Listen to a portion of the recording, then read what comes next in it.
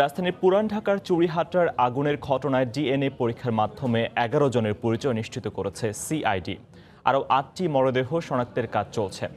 দুপুরে সিআইডি কার্যালয়ে সংবাদ সম্মেলনে একথা জানিয়েছেন সংস্থাটির অতিরিক্ত ডিআইজি রেজাউল হায়দার। তিনি জানান, এখনও কেউ নিখোঁজ থাকলে ডিএনএ নমুনা নেওয়া হবে।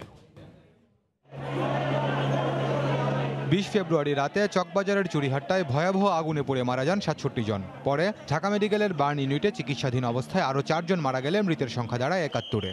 আর ঘটনার পর থেকে আগুনে পুড়ে বিকৃত হয়ে যাওয়া মরদেহ শনাক্তে স্বজনদের ডিএনএ নমুনা সংগ্রহ করে সিআইডি। তারা জানায় ১৯টি মরদেহ এবং একটি মরদেহের খণ্ডিত হাতের বিপরীতে ৪৮ জনের নমুনা সংগ্রহ করেন তারা। এর মধ্যে ২৩ জনের নমুনা থেকে ১১ জনের পরিচয় নিশ্চিত হওয়া গেছে।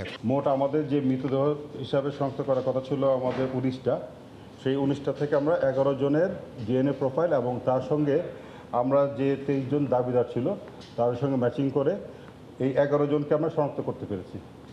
এখন বাকিটা হলো আইনি প্রক্রিয়াতে, আমরা আইওকে এই রিপোর্টটা দিলে সে তখন আদালতের মারফতে এই দাবিদারদের সঙ্গে যে মৃত ব্যক্তিগুলো পাওয়া গেছে তাদের হস্তান্তর প্রক্রিয়াটা সেটা তাদের কার্যক্রমের মধ্যে পড়বে। এই ১১ জনের মধ্যে আপনার ৯ জন হলো ছেলে পুরুষ, আর হলো ২ জন হলো মহিলা। তিনি জানান, বাকি ৮টি মরদেহের পরিচয় নিশ্চিত হতে আরও ১০ থেকে ১২ দিন সময় লাগতে পারে। আমরা যখন এক্সিবিটগুলো নিয়ে আসি বডি ব্যাগ থেকে যে তথ্যগুলো আনে, সেখানে শুধুমাত্র মার্কিং করা আছে এক্সিবিট নাম্বার 40, এক্সিবিট নাম্বার 70, মানে হলো ব্যক্তির নাম নাই, কিন্তু ওখানে মৃত একটা নাম্বার দেওয়া আছে।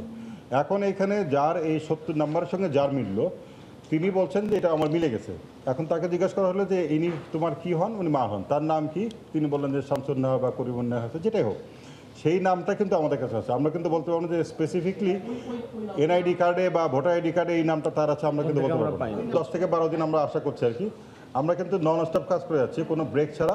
এখনও কেউ নিখোঁজ থাকলে কিংবা কোনো লাশের দাবিদার ডিএনএ নমুনা দিতে ইচ্ছুক হলে তা গ্রহণ করা হবে বলেও জানায় সিআইডি।